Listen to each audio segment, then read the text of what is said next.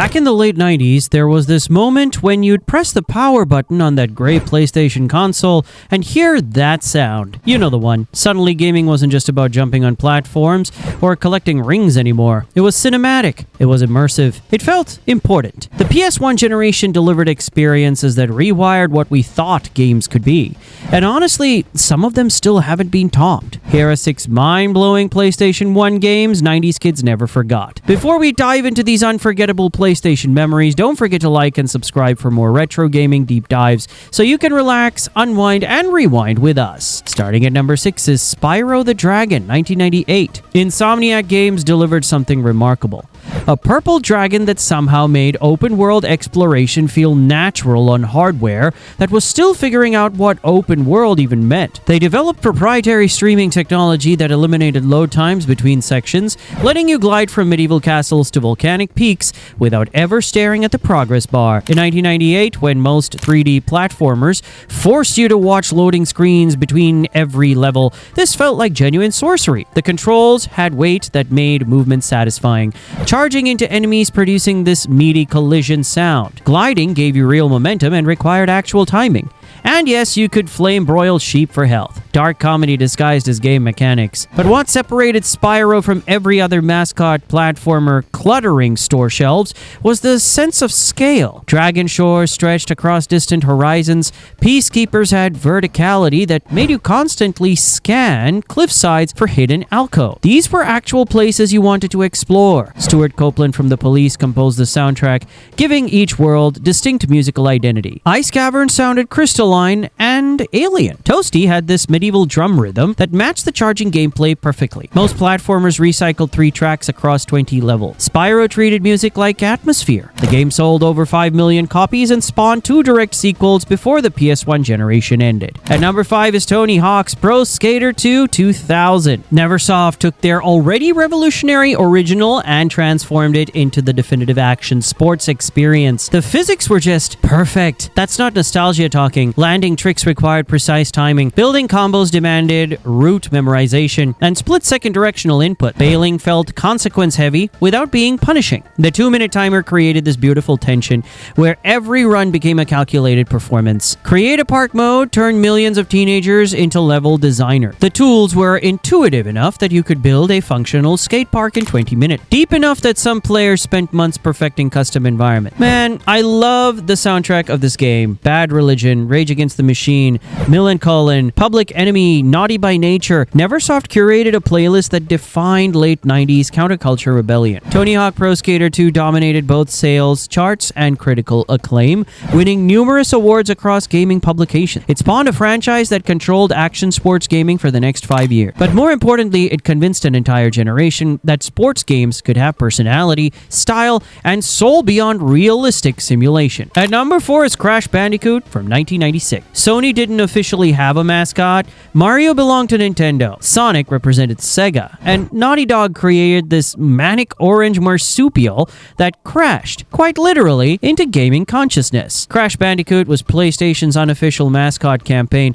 and Naughty Dog knew it. They designed the character specifically to showcase the PS1's 3D capabilities against Mario's continued 2D presence at the time. The marketing compared Crash directly to Mario, positioning PS as the sophisticated gaming machine for a new generation. The level design introduced perspectives that felt genuinely good. Circular levels where you ran toward the camera while boulders chased you. Bridge sections that twisted left and right at impossible angle. Bonus rounds that rotated the camera 360 degrees mid-jump. Naughty Dog treated the camera as an active gameplay element rather than a passive observer. Let's be honest, Crash's real innovation was making 3D platforming precise when most developers were still figuring out how to handle depth perception. The shadow beneath Crash showed his exact landing position. The double jump had consistent height every time. The spin attack had predictable hitboxes that rewarded timing over button mashing. Naughty Dog spent months perfecting Crash's facial animations. His expressions changed based on context. The difficulty curve was brutal. I mean, by modern standards, the game respected players enough to challenge them. Crash Bandicoot sold nearly 7 million copies worldwide and became PS's most recognizable exclusive. Breaking into the top 3 is Resident Evil from 1999. 1996, Capcom director Shinji Mikami fundamentally changed how games approached horror, not through jump scares or gore, through resource management and oppressive atmosphere. Resident Evil opened with live-action footage of actors running through forests and discovering mansions. The acting was gloriously unintentionally hilarious, but this campy B-movie presentation wasn't a flaw. It was deliberate genre homage to 1970s Italian horror films. The game forced impossible decisions. Do you use precious shotgun ammo on this single zombie,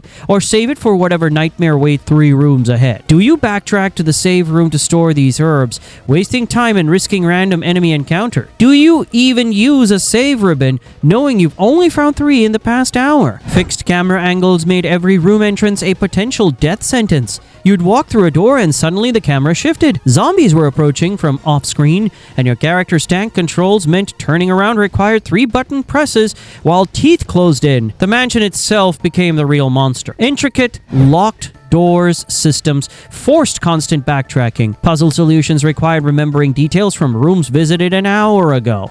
Secret passages revealed themselves through environmental clues that punished inattentive players. The Spencer Mansion felt genuinely haunted because Capcom designed it like an actual building rather than a video game level. Resident Evil's PlayStation version sold over 5 million copies combined, and the game single-handedly created the survival horror genre. Interestingly, it influenced everything from Silent Hill to Dead Space to The Last of Us.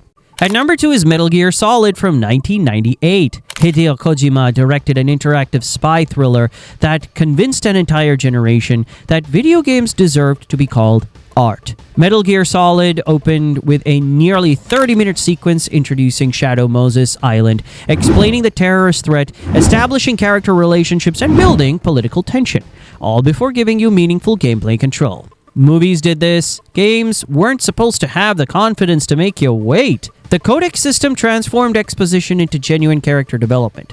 You'd call Otacon to discuss the DARPA chief's death and discover his tragic family history. Mei Ling would explain the philosophy behind a Chinese proverb. Colonel Campbell would reveal personal stakes in the mission. Psycho Mantis broke the fourth wall so thoroughly that players genuinely questioned reality. He read your memory card and commented on the other games you'd played. He made your controller move by triggering the vibration function. He forced you to physically swap controller ports to beat him. 25 years later, that boss fight remains gaming's most audacious meta-commentary. The gameplay itself revolutionized stealth mechanics. Enemies had this realistic vision cones, guards investigated suspicious sounds, bodies triggered alerts if discovered, you could hide in cardboard boxes, ridiculous in concept, brilliant in execution. Kojima stuffed the game with details that served no mechanical purpose. You could shoot radios to disable guard communications. You could follow seagulls to find Sniper Wolf's location. You could call the codec repeatedly during certain sequences to unlock hidden dialogue that revealed character backstories. Metal Gear Solid shipped over 6 million copies worldwide and won countless awards across gaming publications. And at number 1, gaming's most transformative experience is Final Fantasy VII, 1997. A cultural phenomenon. Narratively, technically, and commercially, a success. And my favorite. The opening sequence remains gaming's most iconic introduction. Zero dialogue, pure cinematic storytelling that established tone, setting, character, and conflict without a single text box. The full motion video cutscenes were spectacular in ways that screenshots cannot capture. These were film quality animation running on a gaming console. The scene where Sephiroth walks through burning Nibelheim looked like something from a Hollywood production, not a video game. Square spent months rendering these sequences, and it showed. Final Fantasy VII's real genius was making you care about polygon characters with blocky hands and minimal facial features. Cloud's existential crisis about false memories felt genuine. Barrett's rage about corporate environmental destruction carried weight. Aerith's death? That moment traumatized millions of players who never experienced meaningful character loss in a game before. The Materia system transformed character customization. The fact that you weren't locked into class roles. Cloud could become a mage, Aerith could tank damage, Tifa could summon Bahamut. Of course, Sephiroth became gaming's most iconic villain, not through screen time, but through absence. You chased his shadow for 30 hours. You discovered the carnage he left behind. You pieced together his motivations through environmental storytelling and fragmented memories. When you finally confronted him, it felt earned because the game made you work for that confrontation. Square spent $45 million developing Final Fantasy VII and another $100 million marketing it in North America. They ran television commercials during prime time. They bought full-page magazine ads. They positioned Final Fantasy VII as a mainstream entertainment product, not a niche RPG for genre fans. The gamble paid off spectacularly. Final Fantasy VII sold 9.8 million copies on PlayStation, becoming the system's second best-selling game. It convinced Western audiences that JRPGs could be mainstream blockbusters, that games could deliver Hollywood-caliber storytelling. 3 decades later, Square is still remaking, reimagining, and revisiting Final Fantasy VII, not because they lack creativity, but because they accidentally created gaming's benchmark, a title against which everything else gets measured. The PS1 was the first console for many 90s kids, and these games weren't just entertainment. They were mind-expanding experiences that shaped a whole generation's gaming future. Which PS1 game blew your mind back in the 90s? Drop it in the comments and don't forget to like and subscribe for more gaming history so you can relax, unwind, and rewind with us.